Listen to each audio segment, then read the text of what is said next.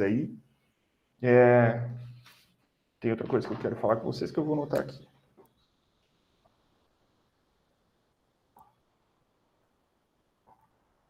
Beleza.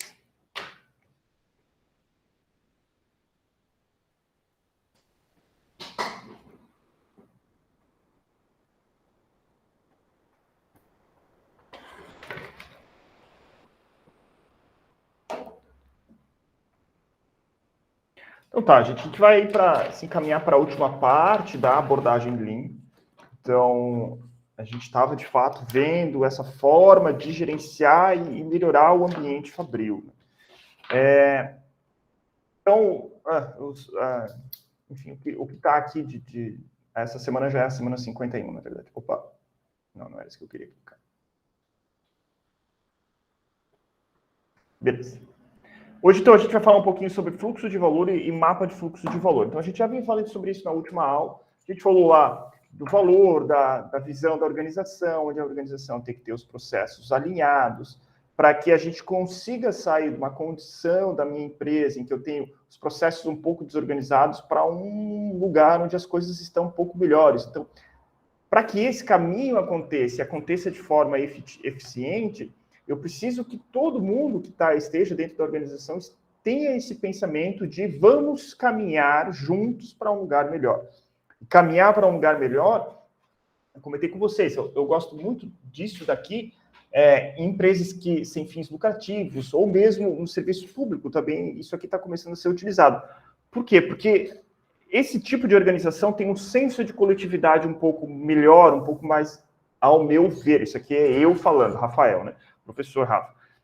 Cada um pode ter uma visão, pensar isso de forma diferente. Mas acontece muito na empresa lá que o capital é totalmente privado, muitas empresas que são de famílias. Então, o dono da empresa ganha um valor absurdo e os funcionários ganham muito mal. É muito difícil a gente conseguir levar esse tipo de organização, ter melhoria contínua nela, porque muitas vezes as pessoas não vão querer fazer isso porque não vão enxergar valor para elas, para isso, não vão ter um salário maior, não vão melhorar o seu ambiente de trabalho. E é claro que questões salariais, existem diversos estudos que mostram isso, que até um certo nível é importante. Depois de um certo nível já não é mais tão importante. Então, aconteceu, por exemplo, quando eu conversei com uma empresa, um pessoal aqui que eu estava fazendo uma parceria de uma empresa sem fins lucrativos até, em que eles abriram uma vaga para engenheiro júnior, cujo salário era, sei lá, uns 4.500, alguma coisa assim, aqui para Florianópolis. Então, o salário não era assim tão grande. Mas a empresa é um lugar de trabalho muito legal, que é a Fundação CERT. Então era uma vaga e tiveram, sei lá, 100 candidatos, uma coisa histórica que nunca tinha acontecido. E muitos candidatos que moravam em São Paulo ganhavam, sei lá, 2 vezes mais do que isso, estavam fazendo esse processo seletivo para ganhar menos, mas por quê? Porque a empresa oferecia outros benefícios que não só o salarial, o ambiente de trabalho era legal, morar em Florianópolis é muito bom, então claro que São Paulo também é muito legal, mas muitas pessoas acabam ao longo do tempo cansando das grandes centros e procuram uma melhor qualidade de vida. Então, aqui é um lugar cheio de praia, é uma cidade bonita. Então, isso mostra que, para o funcionário, não é só o salário que importa, mas as condições de trabalho, o ambiente onde ele está inserindo, a comunidade que ele está vivendo. Tudo isso são fatores que influenciam para que se consiga ter um alinhamento aqui para melhoria de processos dentro da empresa. A empresa é uma parte grande da vida de uma pessoa, mas é uma das partes da vida de uma pessoa. A gente não deve trabalhar não deve viver só para o nosso trabalho. A gente deve viver para que a gente tenha uma melhor qualidade de vida e queira onde a gente esteja. Então, quando a gente estava falando lá sobre startups, nossa, desenvolver uma startup ficar milionário, tá, mas a que preço isso? Conheço muita gente dono aí de startup que ganha muito dinheiro, mas são pessoas muito infelizes. São pessoas que têm um nível de estresse absurdo, são pessoas que não têm uma boa qualidade de vida, são pessoas que não se exercitam porque não têm tempo, são pessoas que comem mal porque não tem tempo para fazer, não conseguem organizar essas coisas porque está tão com esse pensamento. Então, tudo é uma questão de balizar na vida. E funciona exatamente igual dentro da empresa também. É por isso que, por exemplo, eu trabalhei numa empresa que era a Embraco, empresa brasileira de compressores, que hoje em dia já é privada, mas ela era pública, que tinha um refeitório dentro da Embraco, que era uma coisa assim absurda, era maravilhoso. A comida da Embraco era incrível. Não só era incrível, como tu podia escolher quanto tu queria pagar, e era um valor ridículo, era muito baixo. a depender do tipo de comida que tu queria comer. Ah, e só os gerentes podiam comer num lugar mais caro? Não, todo mundo, desde da pessoa do chão de fábrica. Então, todo mundo comia lá a mesma comida e podia escolher pagar um pouquinho mais, um pouquinho menos para comer a mesma coisa. Então, sei lá, a comida no refeitório lá tradicional era R$1,50, R$2, ou acho que era menos, era 80 centavos que descontavam na folha. Ah, quer comer uma coisa um pouquinho diferente? É um pouquinho mais, então era R$1,50 o almoço. Quer comer um pouco melhor? Aí vai subindo, vai para R$8 até, sei lá, chegar a R$12. Mas era no mesmo ambiente, era todo mundo igual. Então, essas coisas também trazem valor para os colaboradores. Eu conhecia um pessoal lá que eles iam almoçar às 11 horas, porque às 11 horas abriu o refeitório, então ia rapidinho lá no refeitório, almoçava, fazia um almoço de 20 minutos, meia hora, às 11 horas, e depois ia almoçar de novo a 1 hora da tarde, mais uma refeição. Então, enfim, isso mostra que todo o ambiente da empresa tem que favorecer o desenvolvimento da empresa também. Então, a gente viu lá que no meu processo produtivo, a gente tem essas atividades, então vocês fizeram um exercício avaliativo em relação a isso, eu já corrigi ele, depois a gente vai discutir sobre isso. Então, tem as atividades que não agregam valor, as atividades que não agregam valor, mas são necessárias, e atividades que não agregam valor são desperdícios, têm que ser retiradas. A gente viu um pouquinho sobre isso daqui também, em que uma maior parte do meu tempo de processamento, de qualquer coisa, seja dentro de uma empresa, seja dentro de um hospital, são atividades que não agregam valor. Então, é tempo de espera, é tempo de movimentação. De fato, a transformação da matéria-prima no meu produto final acabado é muito curto esse tempo. E a gente precisa reduzir os desperdícios para que a gente consiga otimizar isso. Então, a abordagem Lean vai nesse sentido. Vamos reduzir as atividades que não agregam valor. A gente viu aqui que uma empresa típica tem a tendência de pensar da outra forma. Então, se a empresa não faz um levantamento do que está acontecendo de chão de fábrica, ela não sabe como otimizar os seus processos. Então, ela sai comprando máquinas e equipamentos que são melhores, que o meu tempo de processamento é menor, que eu consigo, achando que vai otimizar alguma coisa. E, na verdade, não vai. A abordagem Lean, esse pensamento de melhoria contínua, de redução dos desperdícios, existem vários tipos, a gente não tem tempo para abrir cada um deles aqui, mas existem diversos tipos, a gente categoriza os tipos de desperdício, inclusive. Então, se a gente reduz o desperdício, a gente consegue melhorar o todo. Isso a gente discutiu na última aula. Então, como é que a gente faz isso? Ah, professor, então, como é que eu enxergo onde estão os desperdícios? É difícil, muitas vezes a gente vai lá, uma pessoa muito experiente, tipo, eu fui visitar uma empresa de um amigo meu, eu bati o olho no chão de fábrica e eu consegui ver diversos desperdícios. Mas por quê? Porque eu já tenho experiência. Mesmo já tendo experiência, eu preciso utilizar das coisas que a gente vai discutir na aula de hoje, principalmente o mapa de fluxo de valor. Porque eu preciso ver, enxergar o que tem lá, botar no papel, dizer, ó, é isso aqui, ó, mostrar para o gerente, para o dono da empresa, aqui estão os desperdícios. Vamos otimizar isso daqui para chegar num lugar melhor. Então, é no papel que a gente mostra. A gente precisa mensurar as coisas, a gente precisa calcular as coisas. E dessa forma se faz, então, utilizando o mapa de fluxo de valor para identificar o fluxo de valor. E o que é esse fluxo de valor? São todas as ações que agregam ou não valor no meu processo lá para produzir o meu produto ou serviço pelos principais fluxos. Então, o fluxo de valor é tudo. É a entrada de matéria-prima, é o fluxo de informações, é a saída de matéria pronta no final da fábrica. Então, tudo isso faz parte do fluxo de valor. A gente já entendeu o que é valor, e esse valor ele se mostra na empresa em forma de fluxo. Então, da entrada de matéria-prima até a saída do produto acabado, do conceito ao lançamento, do pedido ao pagamento. Então, existem diversos fluxos de valor dentro de uma empresa. O processo de desenvolvimento de novos produtos, então, do conceito ao lançamento de um produto novo, também tem um fluxo de valor, também tem atividades que agregam e não agregam valor. E do pedido ao pagamento. Então, por exemplo, uma pessoa lá faz o pedido de um produto até receber, até fazer o pagamento, receber esse produto, é um fluxo de valor também. Então, por exemplo, aqui está exemplificado nessa forma aqui como um cano cheio de água, onde eu tenho lá a entrada de matéria-prima é muita água entrando aqui nesse cano. E a saída para o cliente, a água bem ralinha. Por que não tem, sendo a água o valor? O que aconteceu que a água entrou aqui, muita água e saiu pouca água aqui? Alguém consegue me dizer o que está acontecendo nesses processos intermediários?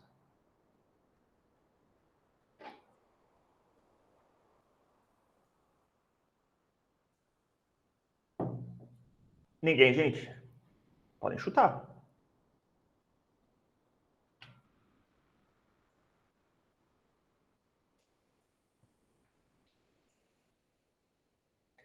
Esses processos, essa água que está saindo aqui, ó, são os desperdícios. Então, por exemplo, entrou muito matéria-prima para produzir um notebook, como a gente estava falando na última aula. Esse desperdício aqui do primeiro processo é matéria-prima que a empresa recebeu e está errada. Depois eu passei para frente, só a matéria-prima boa. Depois desse processo aqui, na montagem, um dos notebooks não foi montado da forma correta. É mais um desperdício. Próximo montagem, o teclado estava estragado. Próximo, o processador estava estragado. Próximo, outra coisa estava estragada, não deu certo a montagem. O cliente recebeu o notebook final. Mas o cliente pagou por tudo isso daqui, ó. Todos esses processos que estão vazando aqui é igual a Kazan, igual a água que a gente recebe em casa. A gente paga, não, a Kazan é diferente, a gente paga só o que a gente consome. Mas está diluído no valor do que a gente consome, o valor dos vazamentos dos canos de água ao longo da cidade. Não achem que isso não aconteça, tá? Isso é muito comum ao longo de uma cidade. Imagina uma cidade como Florianópolis, no qual a distribuição é gigante, enorme. Só o meu bairro tem 80 mil pessoas. Então tem muito desperdício de água que a gente recebe da Kazan. A gente paga por toda a água que a Kazan produz, que a Kazan limpa. Então, é igual dentro de uma empresa. Então, a gente está pagando por esse desperdício. A gente tem que reduzir isso. Existem 3 principais fluxos de valor dentro de uma empresa, que é o fluxo de valor da realização do pedido do cliente, que provê os atuais clientes com os atuais produtos. E isso inclui desde o recebimento e a movimentação de matéria-prima e a transformação dos materiais, o tempo de recebimento, tempo de pedido e entrega dos produtos. Tem outro fluxo de valor, que é a realização do desenvolvimento de um novo produto. Então, dentro de uma empresa, tradicionalmente, a gente tem lá departamentos de pesquisa e desenvolvimento. E eles estão desenvolvendo novos produtos. Como a gente falou na última aula, esse meu notebook de 2019 já está, de certa forma, desatualizado. Já, de verdade, não está, né? Mas existem notebooks mais novos que são lançados todo ano. Como é que se faz esse desenvolvimento? Através do desenvolvimento de pesquisa e desenvolvimento de novos produtos. Então, a Apple lançou um notebook com um processador novo. Existe um fluxo de valor do desenvolvimento daquele processador também. Então, é isso que eu falei aqui. E o fluxo de valor da realização de vendas e marketing. Então, também eu trabalhei bem no departamento de vendas e marketing lá da Embraco. E a gente consegue também mensurar isso. Como é que acontece esse processo de venda de um novo produto? Vai ter um exemplo aqui que a gente vai ficar um pouco mais claro.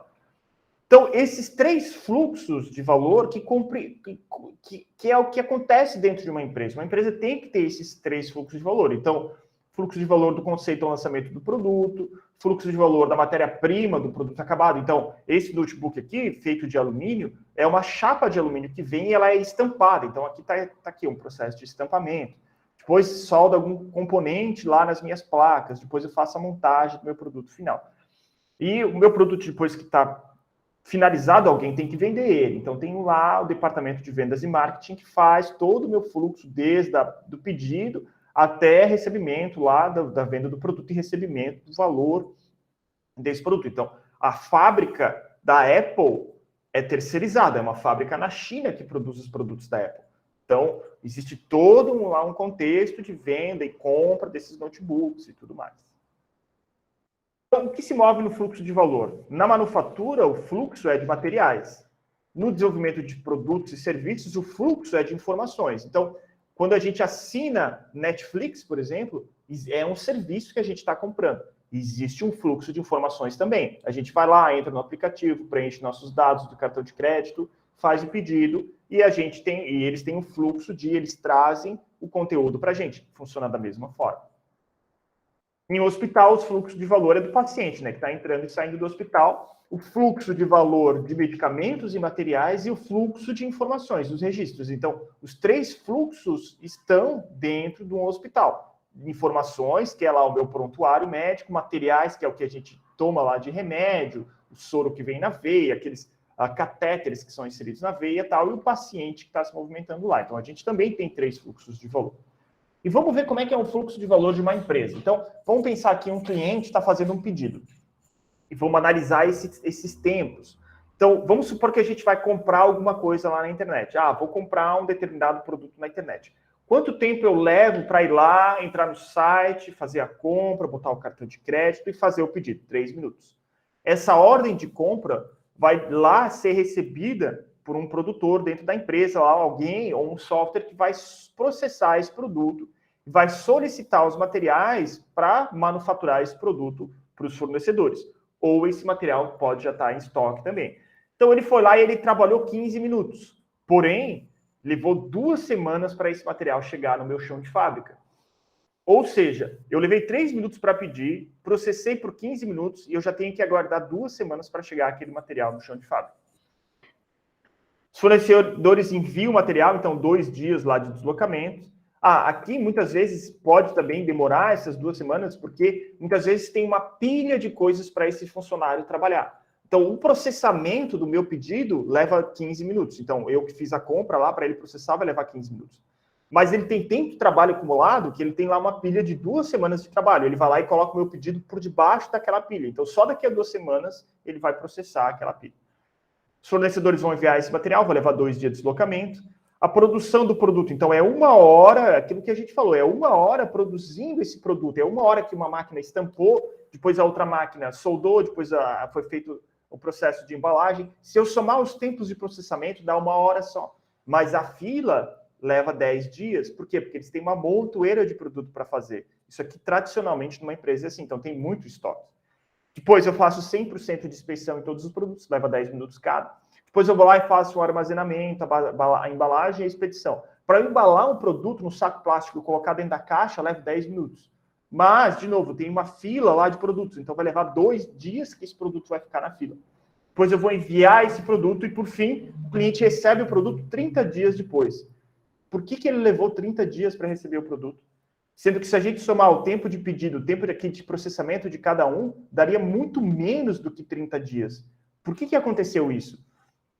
Como é que está esse fluxo de valor? É isso que a gente tem que mapear para poder otimizar dentro de uma empresa. Então, o tempo decorrido do pedido à entrega, que é o lead time, foram 30 dias. Se eu somar aqui o tempo de agregação de valor, vai dar 1 hora e 25 minutos.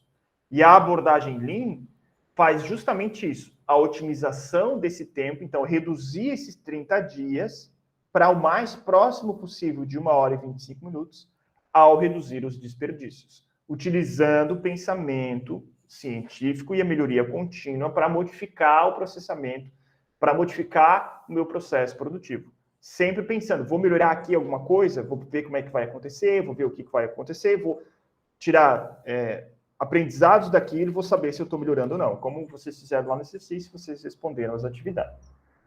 Então, somente um processo que a gente tem total conhecimento pode ser melhorado e otimizado. Então, a gente só consegue melhorar e otimizar o que a gente consegue medir.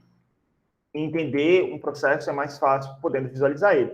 Então, a gente pode fazer um mapa para visualizar todas essas atividades interrelacionadas que se combinam para formar um processo. Então, eu posso fazer um fluxograma do meu processo, por exemplo. Então, o fluxograma é uma coisa comum do nosso dia a dia.